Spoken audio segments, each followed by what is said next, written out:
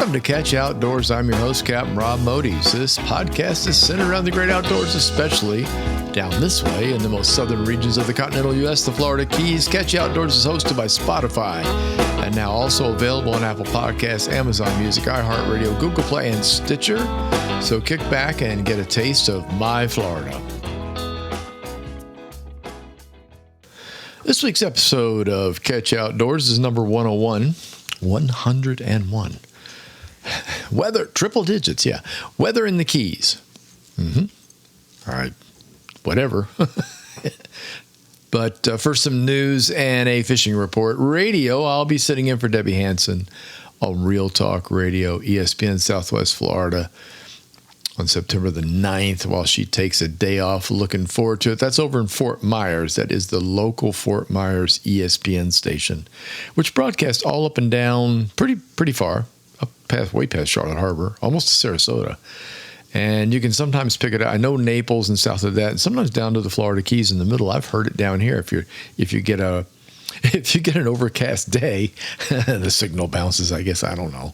I'll just be winging it on the show, which will be fun. So tune in and see what happens. On October the 14th, I'll be an instructor at Ladies Let's Go Fishing, held at the Elks Lodge on Tavernier, down here in the Keys. Yep, I've done this event in Naples and Fort Myers in the past, and I'm glad to help out with this. This is really a great organization and a lot of fun to do. Ladies, if you haven't heard about this fantastic event that teaches ladies how to go out and outfish men, sign up. It's worth it. The 3-day event has class time, fun time, fishing trips on Sunday. So go to ladieslet'sgofishing.com. Ladieslet'sgofishing.com for more information. I'll get it out. The fishing report. Well, there isn't one from me. I didn't fish. This week was one of those weeks. Windy. Bleh. Then after it was getting better, I wound up having to go and do this multiple doctor appointment thing that I do every couple of months for one of them, but every 6 months for others. Anyway, I was very busy doctoring. Saw my oncologist, my GP, and my skin doctor all in one day. Yippee, that was really, really fun. So just thought I'd get it all done in one shot. And that just really left no time for the fishing part. And by the time I got finished driving up and back from Fort Myers 2 days, I don't know. I just don't want to be on a boat. I'm sore. I just want to lay down and relax and watch a little television and kick back. And that's what I did. There will be Mohs surgery in the future. If you're not familiar with that, they found a little lesion on my chin, which is basal cancer. It's one of the less problematic ones, but it's there and it needs to be taken care of. So, and anyhow, that brings me to a PSA, also known as a public service announcement, which, by the way, isn't required on podcast, but it was on radio. So maybe it should be. I don't know. I have to be careful what I wish for. Go to the dermatologist. If you play outside in Florida, you should get checked at least every year and possibly every 6 months if you work and play outdoors a lot. So I was very good about covering up with sauces and all kinds of wonderful things and mask and hats. And I've had 2 removed on my head, one on top of my head, one on my ear, and I have another one now on my chin. They just appear. Now, this doesn't always necessarily mean you got it recently. A lot of times I'm a Floridian, old Floridian, and I grew up in Florida long before there was sunblock. As a matter of fact, the Coppertone girl, with the little baby with a butt. Yeah, that was the end thing, was to have a tan and a white butt, I guess. I don't know. That's gone away now. Now it's sunblock. So I'm a kid, a product of just being tan all over all the time because we played outside. And the doctor has told me that's probably where it actually comes from. So just so you know. But anyway, go get checked.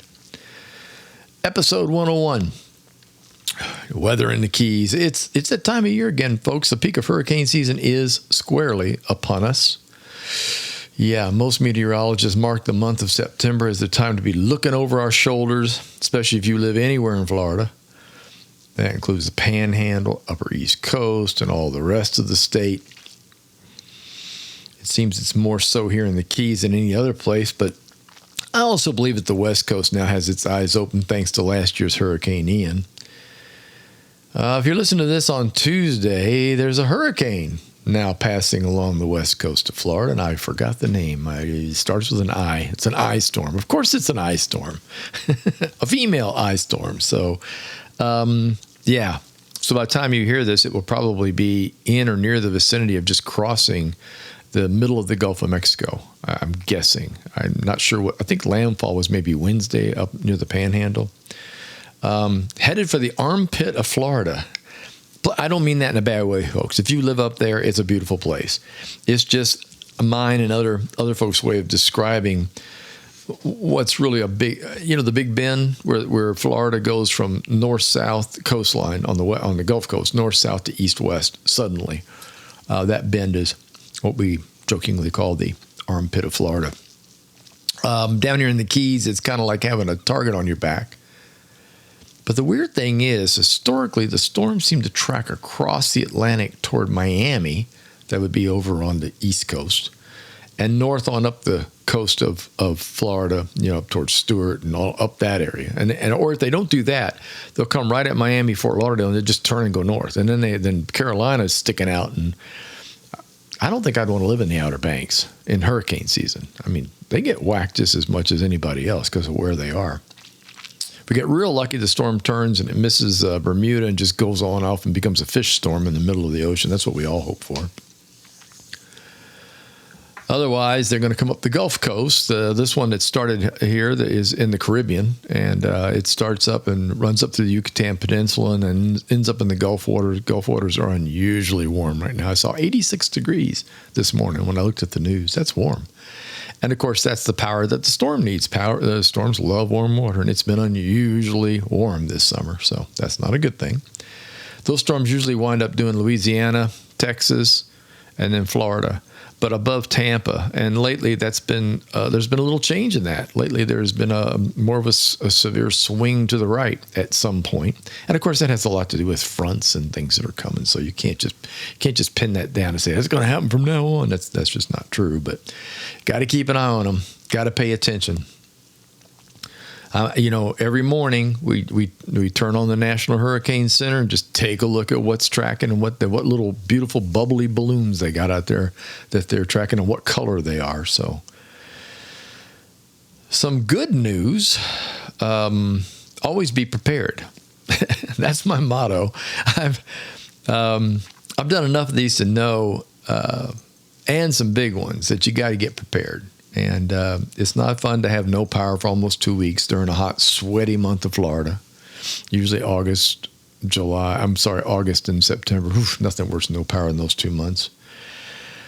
Some good news, as I said a second ago, there's currently a tax-free purchase window on right now for all things deemed hurricane readiness supplies. I think it's 2 weeks long. This is the longest one I'm aware of. Most of the times they used to do long weekends in 1 week. I think this is actually 2 weeks, and it started a couple days ago. This is where you get your batteries, your flashlights, your tarps, full-blown generators, things like that. Don't pay tax on it. And that's a pretty substantial savings when you're messing around with a generator.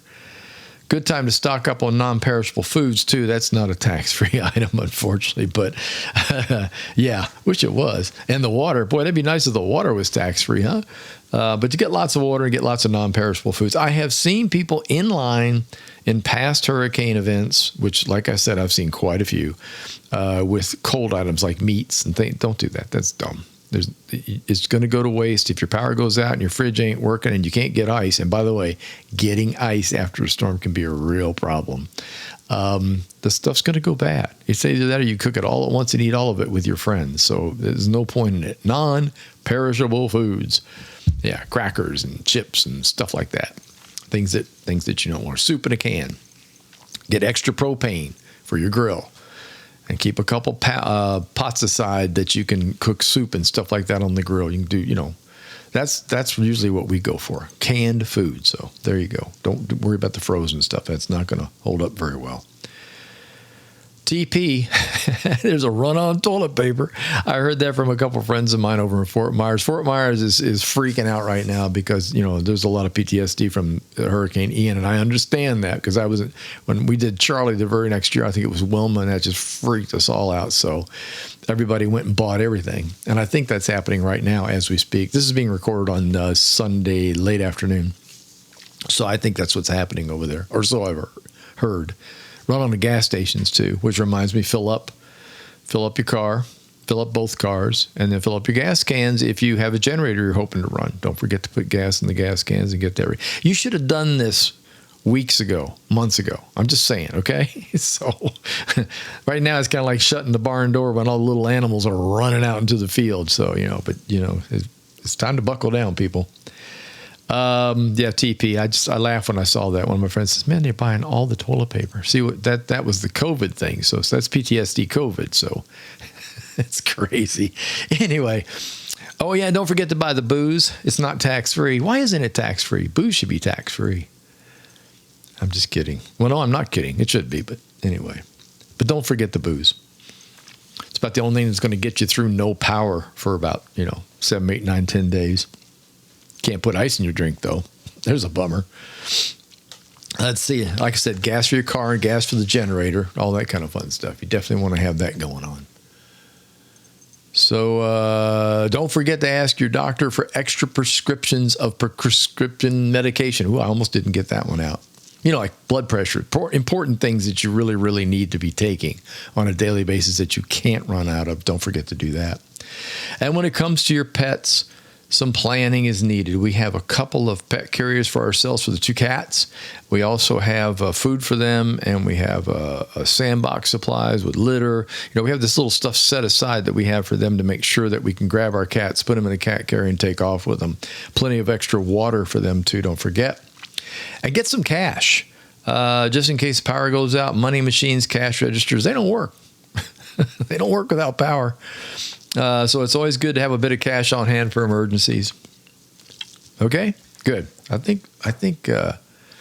Oh yes, and now for another public service announcement: go fishing if you can. This is not a joke. Yes, this is included in one of my fishing books. It has to do with the science of low pressure associated with approaching tropical storms. First, a disclaimer. By no means do I endorse fishing in a hurricane or even in a tropical storm. Now I'll talk about low pressure and why you do want to do it. And what I'm going to do now is I'm going to grab my book, What I Know About Fishing in Southwest Florida, and I'm going to read a short passage from it for you. And this is in the very first chapter about science of fishing. Summer weather brings tropical storms and hurricanes to Florida from as far away as Africa and as close as the lower Gulf of Mexico. Storms can brew just about anywhere once the water's warm enough and the right combination of fronts and winds collide with each other to create the rotation needed to get them started. We Floridians don't live in fear of hurricanes. However, we certainly respect them. If the National Hurricane Center tells the citizens of Florida, get out of the way, we're going to get out of the way. For those of us that love fishing, there is nothing better than an approaching tropical system. Once again, the barometer begins to slowly fall, signaling that a change in the weather is on the way. The feeding frenzy begins about 2 days in advance of the storm and gets even crazier the day before. Please note, I just said this a minute ago, I'm not advocating going fishing in front of a tropical storm or hurricane, especially if you haven't done the much needed preparations. However, if you got everything done and you can fish safely, by all means, don't miss it. The day before the arrival of a tropical blow, the weather is usually fairly nice. It's often referred to as the calm before the storm. In some cases, the winds will actually drop to nothing. And then might be more than light or variable at times. Be sure to look up at the sky. You'll get to see something that most people never get to see, the high wispy clouds that begin to form a pinwheel-like formation, and you'll most likely be able to see the outer bands of the approaching storm. There may even be a halo around the sun caused by small droplets of moisture in the atmosphere. So there you go.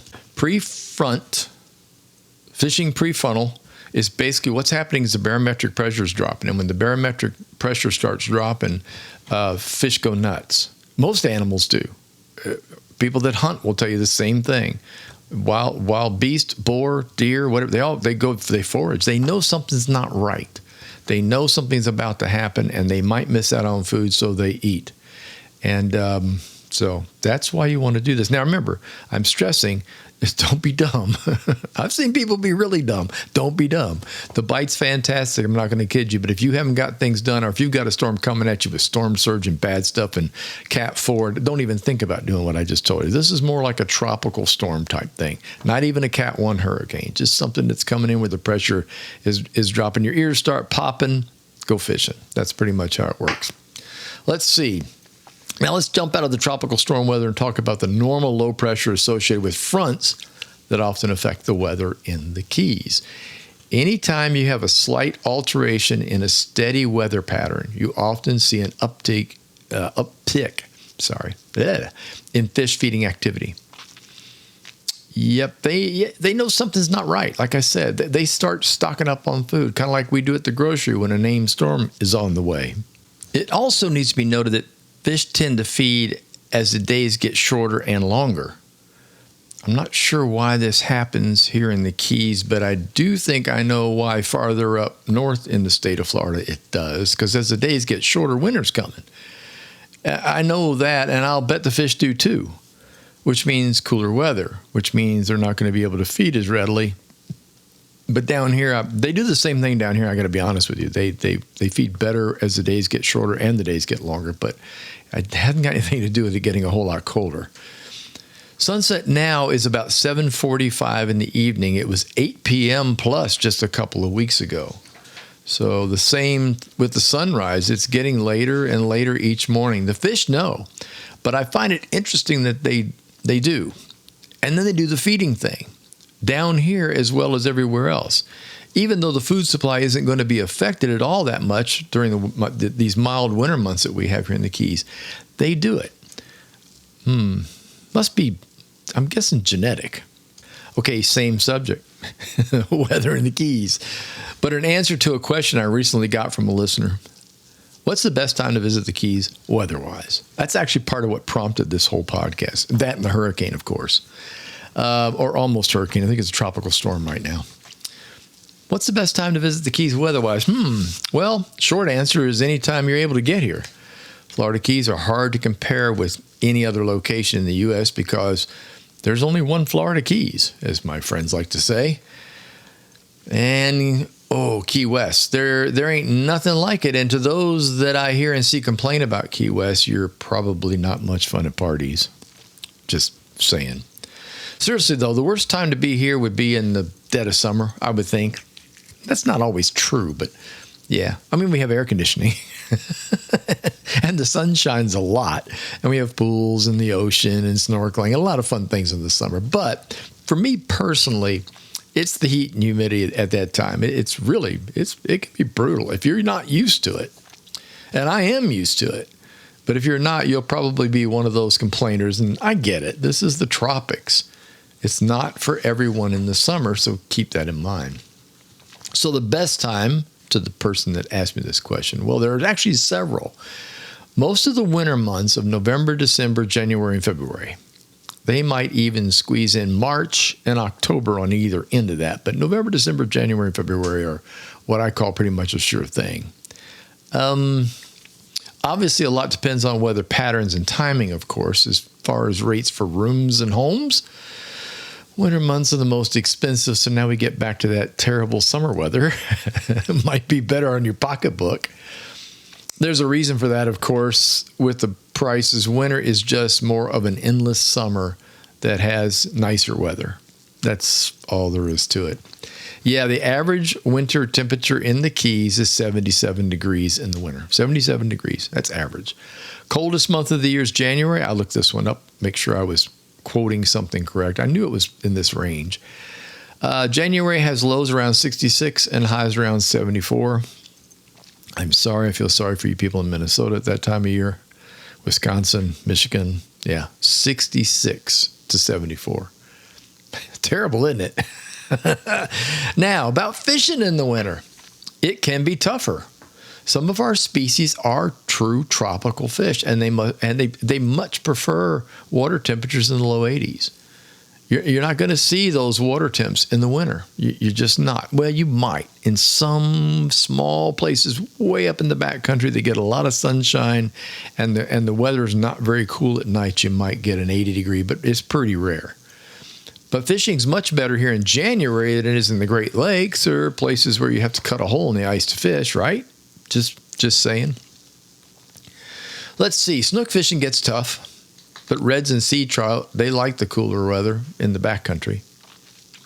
Snapper bite out front, along with grouper, sharks, and tuna. Yeah, blackfin tuna do pretty well in the wintertime. And grouper do extremely well. It's also a great time to go after sailfish, especially if the wind is up and you have a strong stomach. Speaking from experience, it's tough to stand up out there in the wintertime when we get a frontal blow through, but the sailfish bite is on fire during those winter blows. So I can remember a trip off Miami years ago where I believe the whole total 4 people on the boat, there were 11 hookups. I remember I got a landing and there were a few other landings because it'll just waste your hips and your legs. That's the biggest problem. But the sailfish bite like crazy when the water is rough and blowing. So just about any time is a good time to be here, I guess is my answer. But my favorites, this will kind of nutshell it. My favorites are the months of October and November, along with May and June. These 4 months are transition months where the days are getting shorter or longer, and the daytime temperatures are falling or rising. Either way, it's comfortable for us humans, and the sea life seems to like those 2 times of the year as well. That's about all I have. This is going to be a really short one today. You're going to look at the clock right now and go, wait a minute, you're only at about 20 minutes. Well, I pretty much covered what I wanted to say with this one. You folks that are dealing with this hurricane nonsense, this about to be a hurricane, most assuredly will be. Take care. Do your due diligence, get your stuff in order, and get ready. You probably should have done this a while ago. I'm going to lecture you. If you hadn't already done it, then you know, just don't procrastinate hurricanes. Not a good idea. If the powers that be tell you to get out of the way, get out of the way.